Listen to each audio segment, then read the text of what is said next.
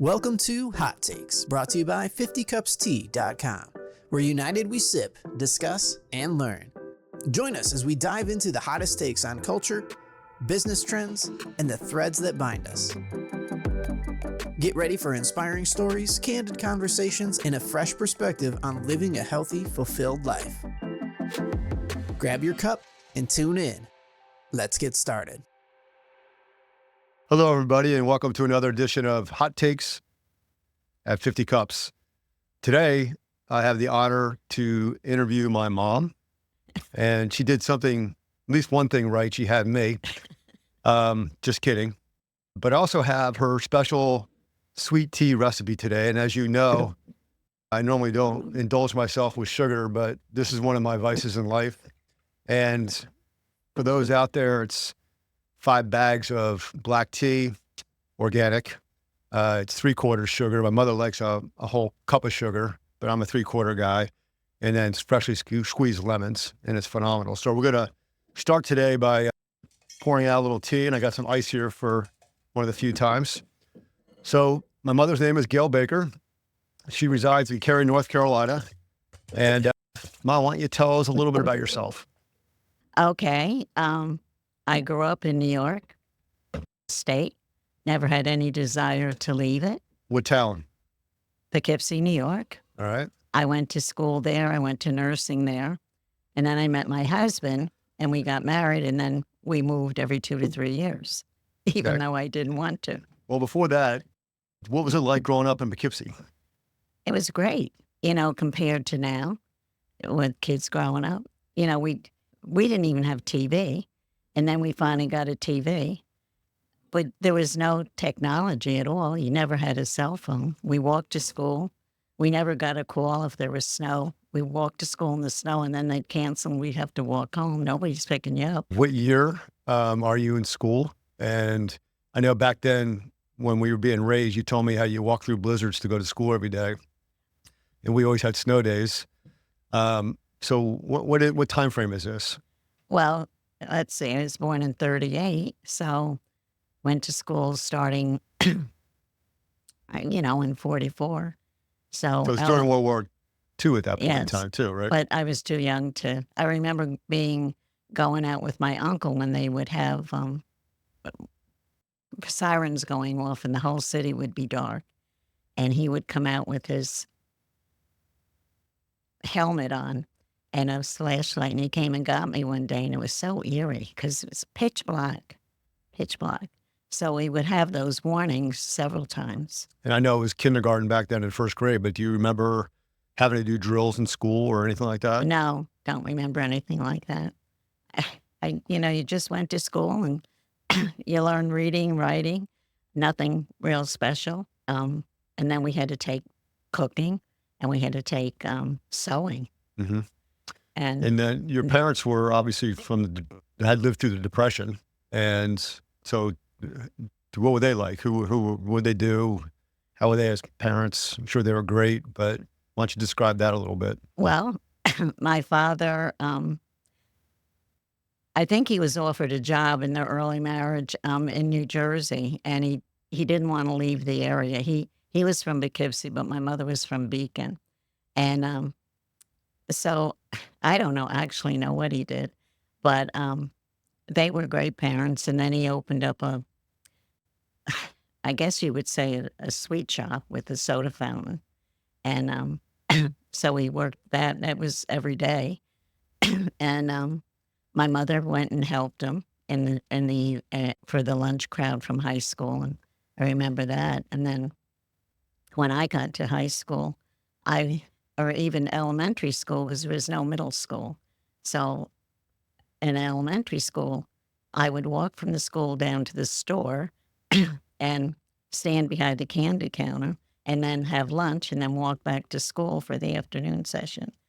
And then my mother would go home, and then she'd come back, and then my father would go home and take a nap, and she'd have dinner ready for him, and then he would go back. So that was their life for many years. And you had a brother, correct? Had a brother. And he was 9 years older than you. Yes. Right. And was he working in the shop also? Well, he did when he was in high school, but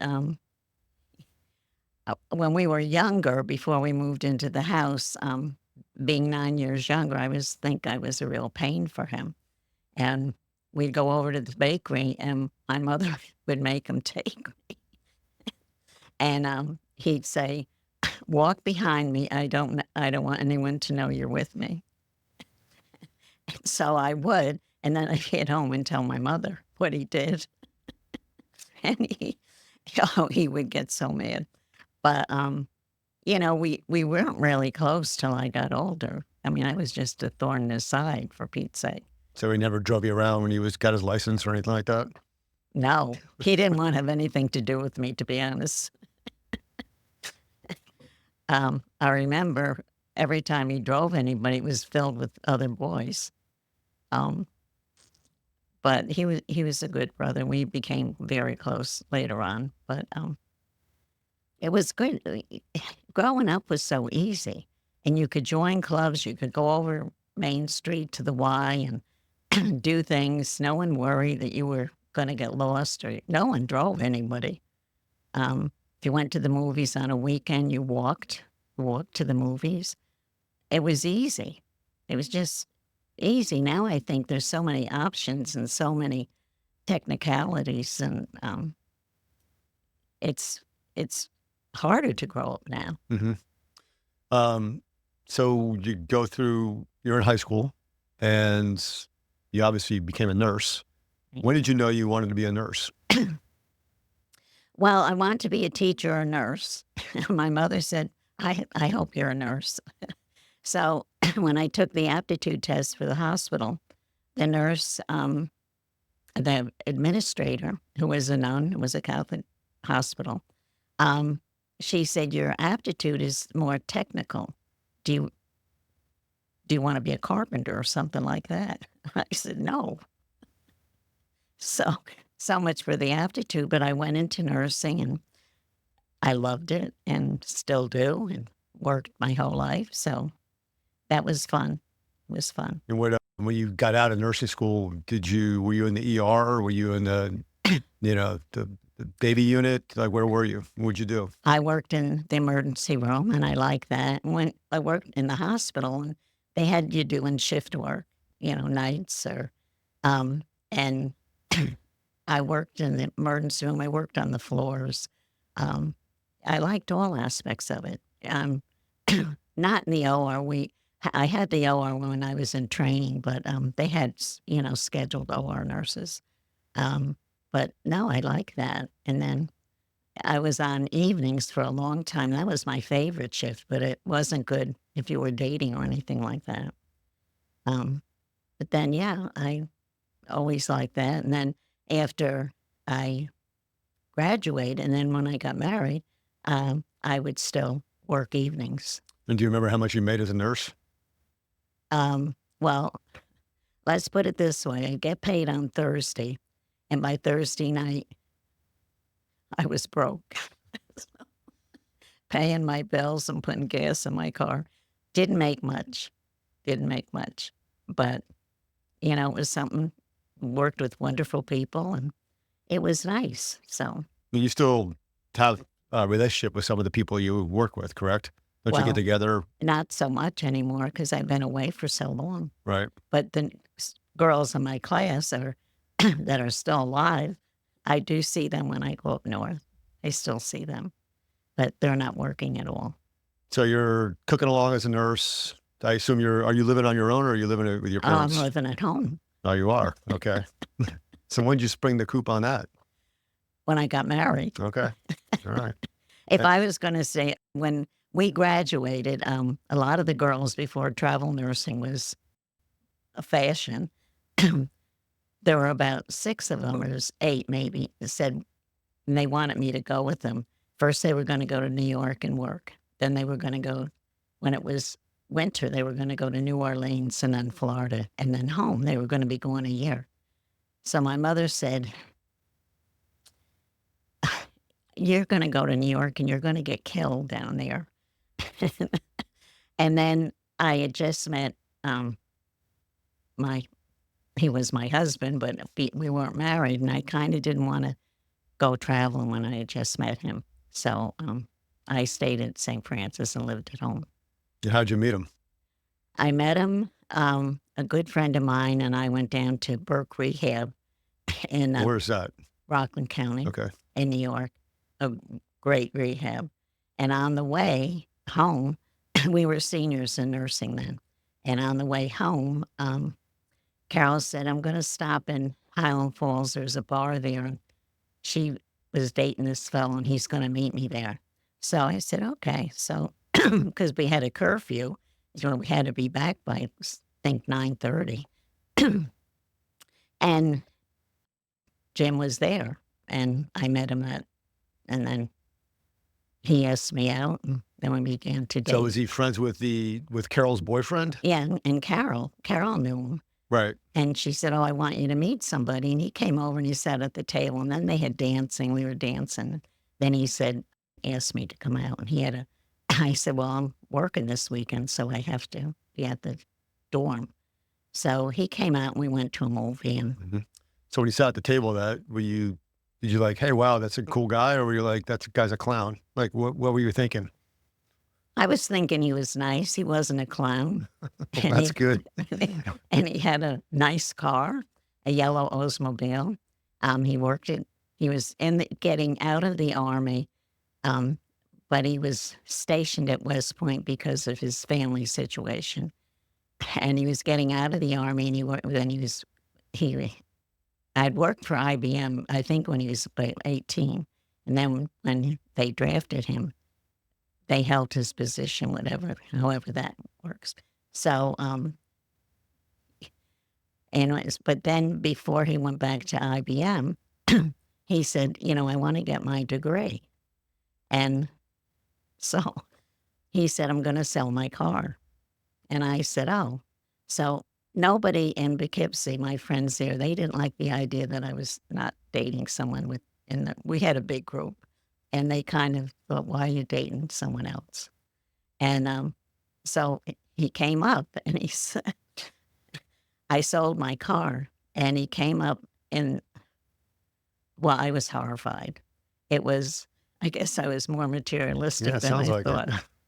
Because you could see the ground when you were in the car. The floorboard was out. And so I said, park in the back if we were going to meet my friends. He said, what, are you ashamed of me? I said, oh, no, why would you think that? I thought, why would you ever want to do this? And so you got a bachelor's at Bryant College in 2.5 years. So he did that. And then he came home for winter break, and we had a big bridge across the Poughkeepsie River, Hudson River, and the New Haven Railroad used it. But there was so much snow, they hired people to shovel. So my father came home and said, they're hiring people to shovel over the bridge. And he said, I'll do it. I said, Jim, you can't, you know how high that bridge is? You can't do that. And he said, why? He said, I don't have a problem with height. So I said, well, you don't have boots. You don't even have gloves. And so my father said, your brother's boots are up there from the Army. He's at 13. What size foot are you? And he said, 10. He said, well, we can shove newspaper in the boots. So guess your dad wanted him to get the job, huh? He did, because he knew he was broke. So dropped him off in the morning. There were about 25 men. And he shoveled every day. And by the end of the day, there were about 5 left. Every day they dropped off. And he did that. And then he got paid, and he said, could we go to the banks? And they wouldn't cash the check because they said New Haven Railroad is bankrupt. So there's nothing behind his check. So, I mean, I thought he was going to cry. I mean, he worked his butt off that whole week, and then they wouldn't cash the check. So we went home, and I told my father they wouldn't check, and he cashed it. And he said, look, I'll get that cash for you. So he knew somebody down at another bank, and he called him, and he told him the situation. He said, just send him down. I'll cash it. So Jim said, I'll never move here if you can't cash a check. And then when we sold our house to move, they wouldn't cash it again. And that was it. He said, "I'm never moving to Poughkeepsie."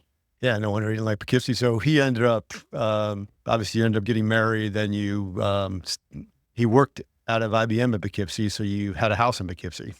Well, we had an apartment, and then we bought a house, and then we were in the house about 2 years, and then he got transferred to Atlanta. And at this point, you have 1 kid or 2 kids? 2. Okay.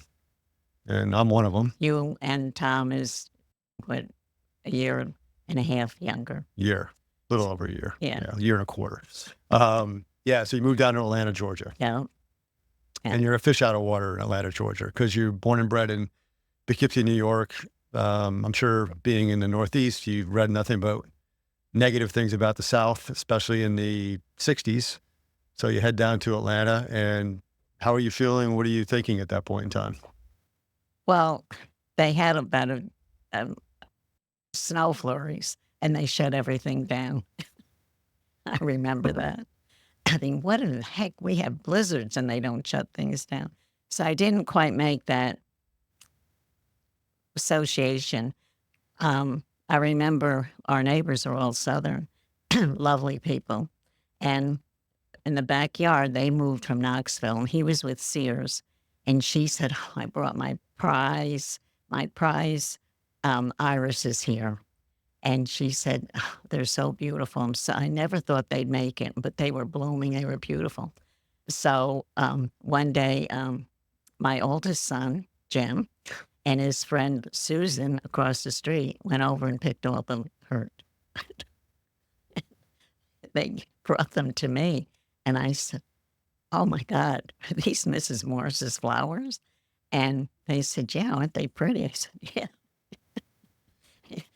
And she was not happy. So, that was, I couldn't apologize enough. But she said, "Well, maybe I should have put a fence around them." And I said, "Well, I know you're upset because you really were so happy that they thrived, but that's the worst thing that happens to you." I said to myself, "You're lucky." So backtrack for a second. Your father had a little trouble with the law every once in a while. Is that a fair assessment? Yeah, that's fair. And he was gambling. He was like the future bookie of today would be all legal, but I guess back then he was running numbers, right? Yeah, and which was funny because I was in high school, and the Poughkeepsie decided to track down all the gamblers. And so 2 weeks before that, a good friend of mine in high school, they got her father, and he was on the front page of the Poughkeepsie Journal. So I went into school the next day, and I said, "Good picture of your father." And he was a very good-looking man. She said, "Gail, this is awful." I said, "I know."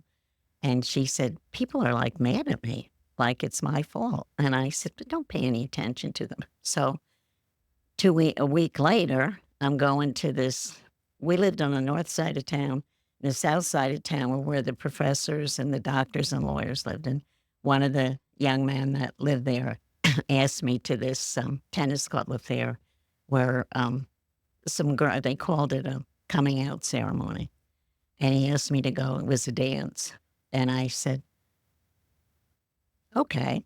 And so I walked down to the store to go to work, and he was standing there, and I said, "Bruce, what are you doing here?" And he said, "I wanted to tell you what time I'm picking you up, but that your father's in there, but the store is locked." So I thought, what? So I banged down the door, and my father told me to go home. I said, "I'm not going." So I went in, and they just made him, you would have thought Al Capone, because they made such a mess of everything. And my father was terribly embarrassed. So I hated those detectives. Oh. And so one came up and he said, "I think I have an ice cream cone." So I said, I looked at him like, "I hope you die. I'm going to push you off the stool." And my father said, give him what he wants. So he said, I'll have a scoop of vanilla and a scoop of chocolate. So I handed it to him and I pulled it back. I said, it'd be 50 cents. And he said, oh. And I said, oh, it'll be 50 cents. You might get in your face. I was so mad. And my father said, just give him the cone. I said, when he pays, I'll give him the cone. I said, last chance, 50 cents. And he said, are you kidding? I said, no, I'm not. And I walked away to put the ice cream back, and he paid 50 cents. So my mother came down to take over, and she said, where's your father? I said, he's in jail. And she said, he's what? I said, oh, yeah, you would have thought it was Al Capone committed murder. Uncle Carl picked him up. So the next day, I go to school, and my father's on the front page. And Carol said, I think my father took a better picture than yours. And I said, but I had to go to the JA that night. And their parents, mine's a gambler on the front page of the paper, but they all have doctors, lawyers. So I remember my brother came up and he said, you're just as good as they are. And I said, yeah, well, they don't have to think of it. And your father's a good man, and you shouldn't be ashamed of that. And I said, well, why did it have to be in the front page of the paper when I'm going to the JA? And he said, just remember, you're as good as they are, and put your head up high. And it was pouring out. It was like, I thought, maybe I'll drown before I get to the car when he picks me up. And it was a great event, and no one said boo to me, which was, I was very relieved. So, That's good. So he eventually got out of jail, obviously, and he got out of jail. He came down to visit down in Georgia, correct? And he would come down, and he would bring my niece when she was like 4. He would come down. And then prior to moving, you had lost your mother. Right. So then your dad was still around. And he lived 5 years, and then he passed. Right. And then we had moved. Back again, right? We're moving. So how are you feeling every time you get the word that you're moving? Well, I'd say where, and and I felt it was a lot to relocate, and you guys, my children started school, and then they had to leave their friends, and so then we moved, and then. And you have a daughter now, so now you have we have 3 kids. Now we moved to Maryland, and we knew people there from IBM. And then we went for, I was getting ready to take my daughter out for a walk with a neighbor. And your father came home and said, Gail, your father died today. So I left and went up to the funeral. I think Jim did come with me, and I guess the neighbors all took everybody. He did. I remember because we stayed next door. The old Boyles. Yeah, we all split up, I guess. Yeah. And I was fortunate that in moving, we had such good friends, and they helped. I was always seemed to need help. So then we were there, and I loved it there and got involved, and there was a lot to do. And then 3 years later, off we go. And now you have 4 kids. Yeah. But you're going back north, so I think although it was New Jersey, you were a little bit happier because you're going to be close to your brother now. Yeah. But it's New Jersey, though, and being from New York, New Jersey is like the slums, right? Well, it was nice in New Jersey. We'd go into the city a lot to shows. Right, but I remember you being a little whacked out that we were going to New Jersey. Well, I always remember Jersey when you drove down the Jersey Turnpike. There were pig farms there, and it just had an awful smell. But we met good friends that lived next door, and it was good. When we were there again. Here's a hot take on some 50 Cups tea. Green tea is known to have a variety of benefits as it contains polyphenols, which helps with lowering inflammation in the body. It also contains L-theine, which is incredible for cognitive function and mood, and catechins, which support a healthy heart. Polyphenol antioxidants work in aiding weight loss, and the antioxidant properties in polyphenols also kill cancerous cells, stopping them from growing, which green tea has the potential to fight cancer. Visit 50cupstea.com to find out more. You're living a crazy life. You know, you're going to games, practices, dropping kids off, doing this, doing that. So I know you had a lot of good friends there, but you know, what was that as a mom? What was that time of life like for you? Like, how did you get by? How did you maintain your sanity sometimes? Well, like I say, I've always met good people, but I helped one with a brownie group, and I volunteered at the hospital and at a group with a group. You just get busy, but my youngest, he went to a preschool, and you know, I kept saying I can't even imagine you going to kindergarten next year. So when kindergarten came around, he said, I don't want to go because you're going to be sad. I said, I know I am. So, everybody was, when we went there, everyone could do cursive and Mary couldn't, and my daughter. And there was always an issue with moving and the way the school was. And then we left New Jersey, we went to Virginia.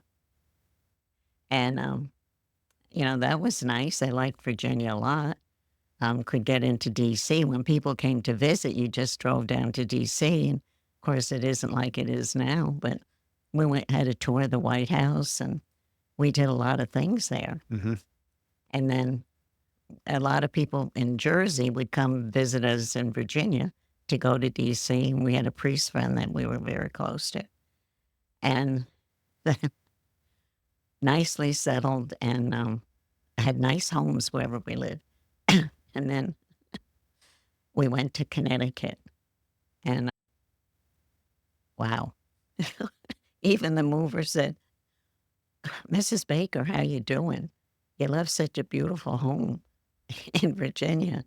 I looked at him, I said, yeah, didn't find one here though. So, but I thought, oh my God. And the neighbor came over and said, I can't believe how your husband's here with you. I moved and no one helped me. I said, well, you know what? 4 moves ago, every move, he was never home. He would be on a trip. He would go on a trip. And then as soon as we got settled there, he went international and he was gone 3 weeks. And we hadn't sold a house in Virginia yet. And the realtor called me and said, Gail, we got a bid. When's Jim coming home? And I said, who knows? Don't know. And I said, the house is falling around. Did we sell my house? And he said, we got a bid. And I said, well, did you mention that there was a whole oil tank filled? And he said, well, no, I didn't mention that. And I said, well, Jim, did he talk to you about that when you last talked to him? Because I'll just assume, he said, well, Gail, they might back out if you stand firm on the oil. I said, that suit me fine, because you know what? Who'll be in that house? Me. I'm ready to dump this place and come down there. And he said, when is Jim coming back? I said, well, I don't know. Who knows? So his boss came over with his check. And I said, when you see Jim, when you talked, have you talked to him? He said, oh, yeah. And I said, well, tell him to wear his badge when he comes home, because I forgot what he looked like. He said, oh, well, it's hard to make calls, because then international calls were you talk, I talk. Right.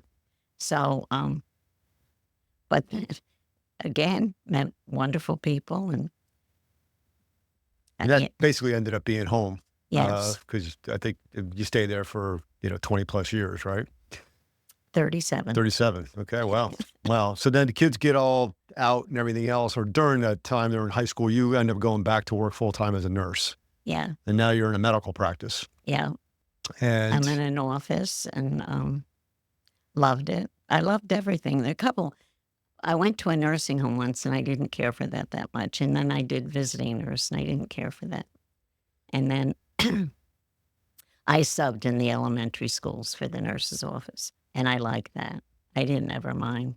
And then the practice was sold, or they had one of the main doctors left or something, and you decided to go to Well, the high they school? sold the practice to, that's when the big conglomerates came in and bought private. And it was just different. Mm-hmm. The doctor who came in was just, all he did was order tests for people that didn't even need them. And then he appointed one of the gals who was the radiation tech. He appointed her office manager. So she said, Gail, I feel bad. You're going to be working for me. I said, don't feel bad. That's what he wants. I said, but I feel bad because he's putting too much work on you. And he's ruining the practice. And then he hired this girl, wasn't trained in anything. And she said, I'm supposed to give tetanus. I said, well, let me see what you're giving. And it was the wrong thing. I said, you shouldn't be giving this.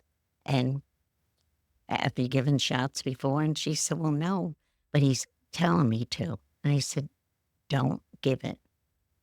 If anything happens and you don't want to give this medication because it's the wrong one. So then they told me they couldn't afford me anymore. So you go off to the high school? No, not then. No? No, not yet. I subbed in the schools, and then I went to the high school. Okay. And you finally got the high school nursing job.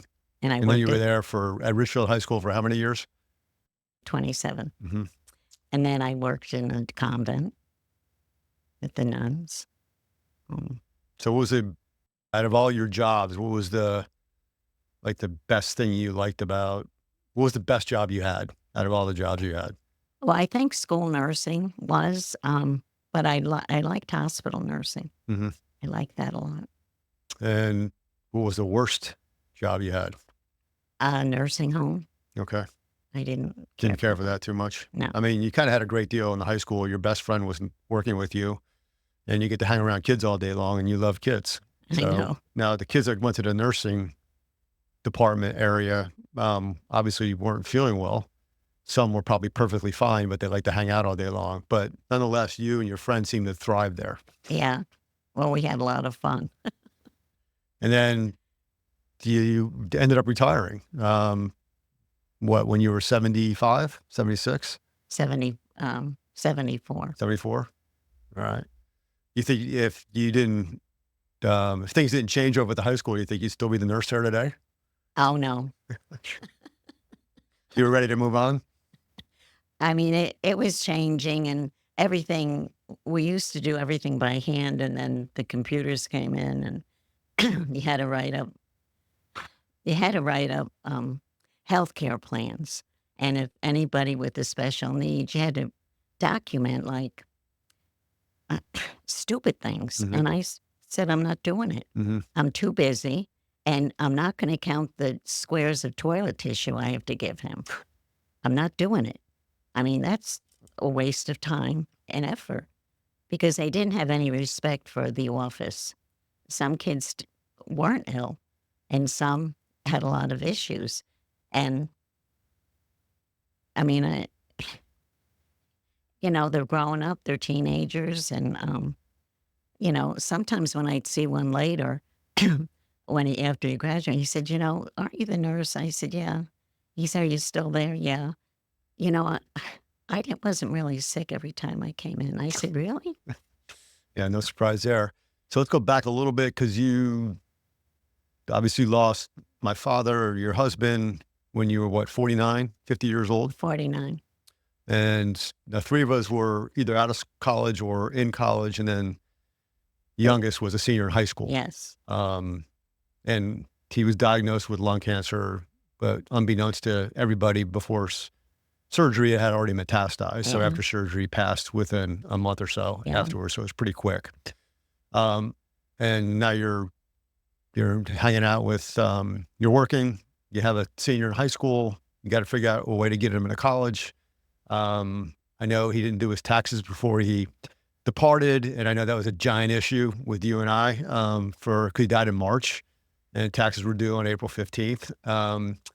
Who cared about taxes? Well, a lot of people did, but 'cause I remember the accountant bugging the heck out of both of us. But kind of just, if you can, I know you're devastated, you're sad, but how'd you get through it? How'd you get by? Well, I'm thinking more about that now than I did then, because life goes on. And, your brother was getting ready to leave. There's a lot of baseball that saved me. I mean, and then when he left, it just, you just keep working and, try to make a life for yourself. And I don't know. I don't know how I did it. Well, how'd you get just life goes on, just keep putting one foot forward? Like, how did you get that? Was that something that happened when you were growing up? Was that how your parents were? Was that, your brother giving you some advice at some point in time? Like, that's something that some people have, some people don't, and you clearly had it and have it. How do you do that? I don't know. I mean, I just, what can you do? I had to be there for Mike and my family. I worked. I'm, again, great friends that helped me, but I joined support groups. And then, of course, the year after he died, I got breast cancer. So I had a support group for that. So then my daughter said, "You're going to need a support group to get off your support groups." And, in the widows group, it was, I've been to several, and I didn't like them. And some just wanted to get married. And then men came to some, and they thought they were coming to, Connecticut, they're going to find a rich widow. And I didn't like that. Mm-hmm. And so the church was offering one, the diocese. And I joined that and had someone else from Ridgefield who lost her husband. So we went to that, and that was good. So the last meeting, we went up to Danbury for dinner, and we had a wonderful time. And the facilitator she was an older woman. She was wonderful. So we were laughing and laughing. And so the owner of the restaurant come back, and he said, I booked a table here. It was all widows. And he said, you're all laughing. So the facilitator, I'll never forget it. She said, "Well, our husbands died, but we didn't." It was. It's a good line. So did you ever have a desire to date again or remarry? No, I did a couple times. I dated, but no. Nothing? Just ready to move on, huh? I just. Too busy with work and everything else. No, I had no desire to do that. So let's talk about, obviously you're 86 now. You've had breast cancer twice. And for all intents and purposes, you're in really good health. You still live at home.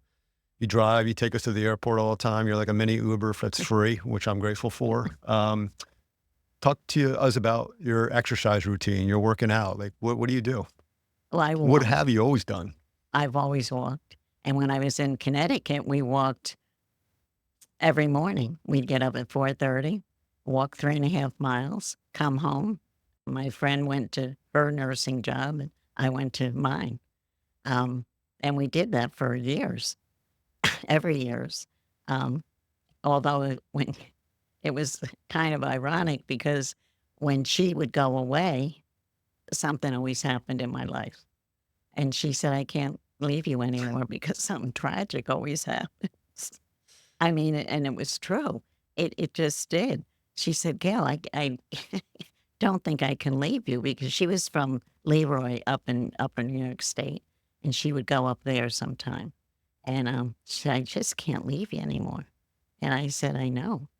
Maybe you were going to be bound on the hip, because whenever you do, something happens. And were you walking 7 days a week at 4:30? Did you take a day off? We took Sundays off. Sundays off. Okay. And I remember those times, because you would bring a flashlight, but you would like walk right down the middle of the road everywhere at 4:30. And I was always fearful that I'd get a phone call that, somebody.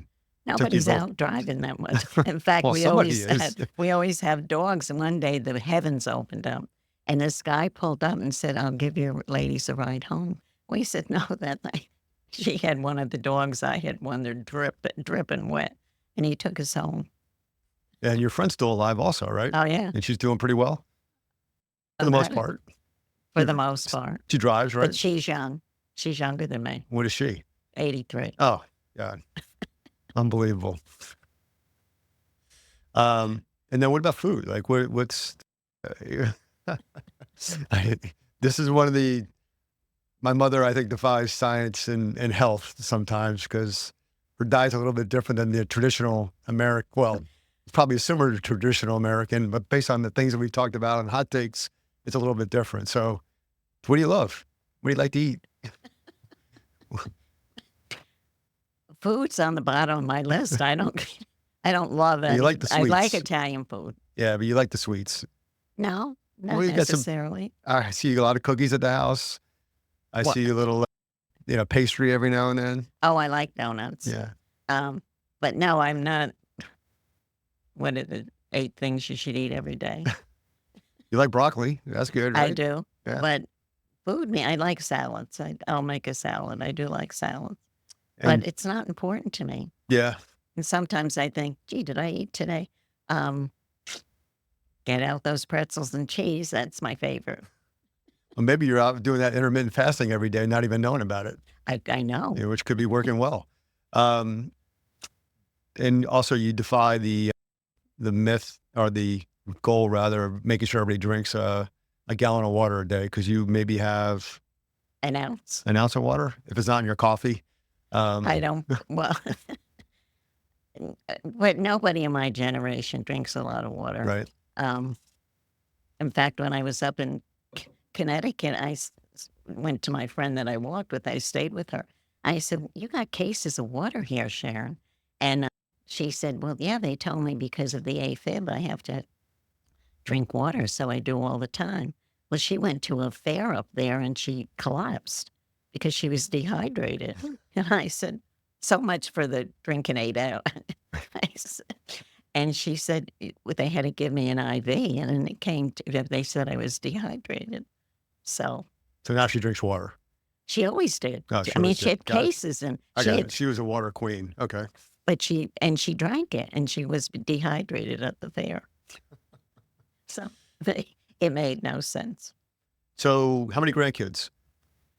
11 and 2 great-grandsons.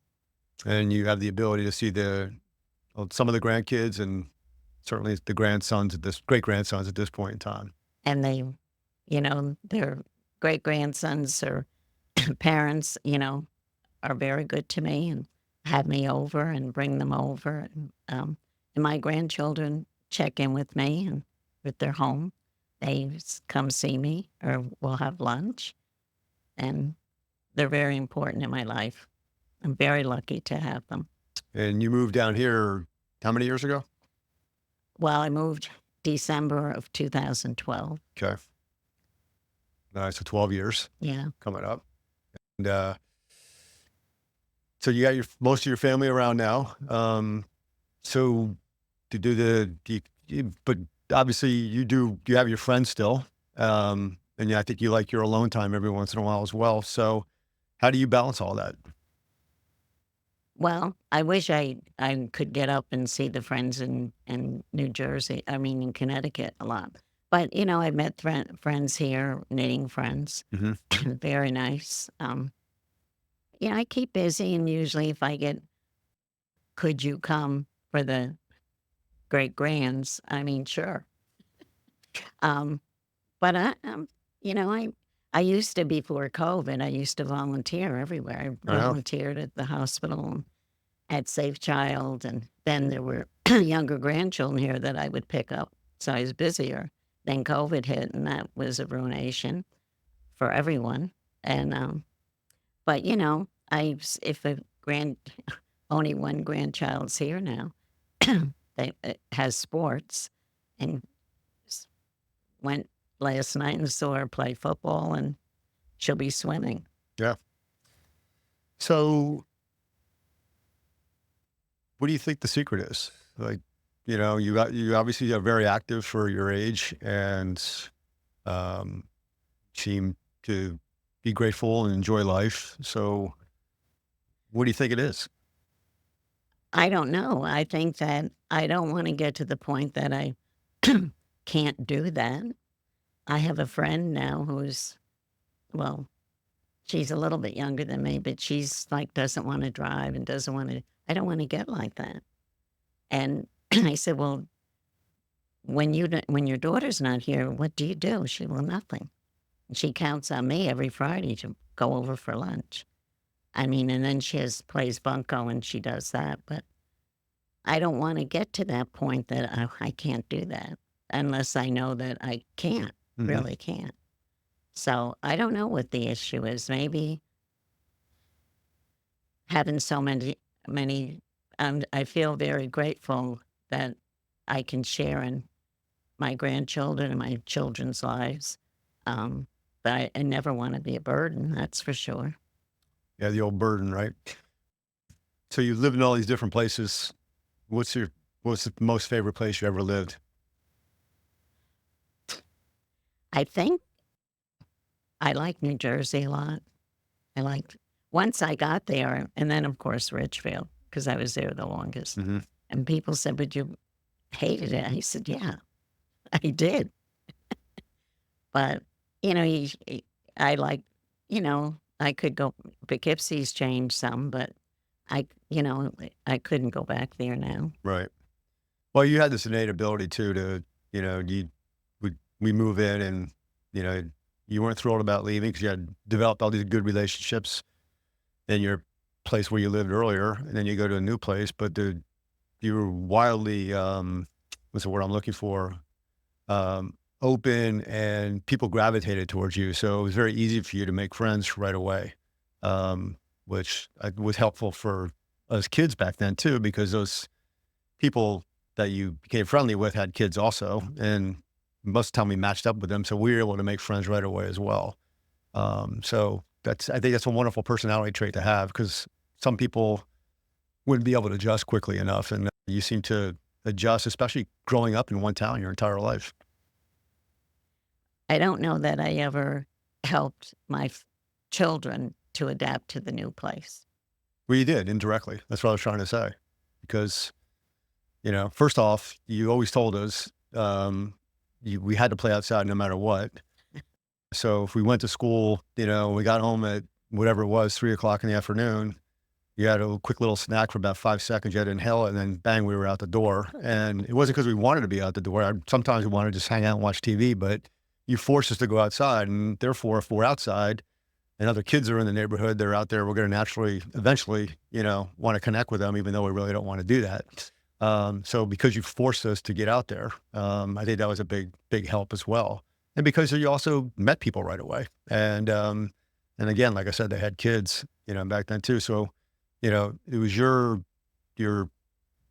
indirect, or shall I say direct motivation of get the stink blown off you, get outside. And I don't care if it's raining, I don't care if it's snowing, I don't care if it's hot, I don't care if it's cold, you're going to play outside.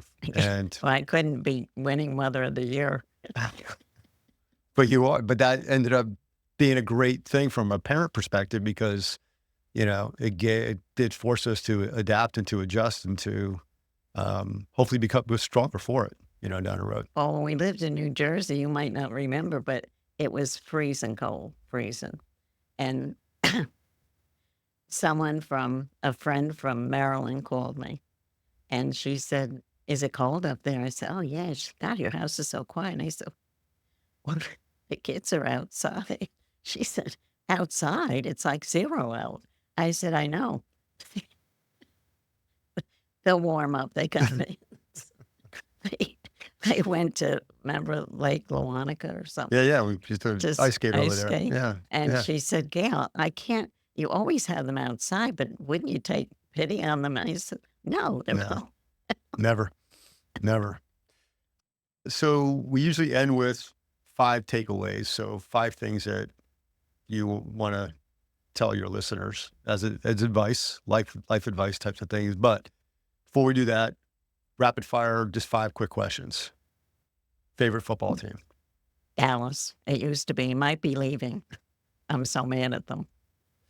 I already know about the favorite place to live. You said favorite food was Italian. Favorite grandkid? All 11. Favorite son? All 3. Favorite movie of all time? Gosh. I probably Gone with the Wind. All right. And that's Catherine's too, by the way. That's Oh, Catherine's is her it? granddaughter, yeah. And favorite singer?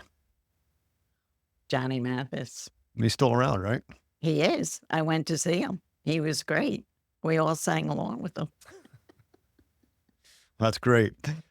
So give us your takeaways. 5 things you want to leave the audience with. Well, I guess, I don't know, enjoy each day, be grateful for each day, that you have people around you that care for you and that you love. Be nice to people, acknowledge people in the stores and all, comment on their sweater or their earrings, make them happy too. And just be grateful, I think, is the most thing. Anybody you want to say hi to? Everyone. All right. Richfield. Oh, Poughkeepsie. can they see this, Yeah, Richfield? I'm going to send it Well, up they're there. crying in their beer right now with the Yankees. Yankees losing, yeah, that's true. Yeah, but I am going to send it out, so hopefully they'll see it. Yeah. Well, thank you for coming. Thank you for having I me. learned more today than I have in my 60-plus years of life. And I'm not even done. Thank you, everybody. And as always, if you need some tea, 50cupstea.com.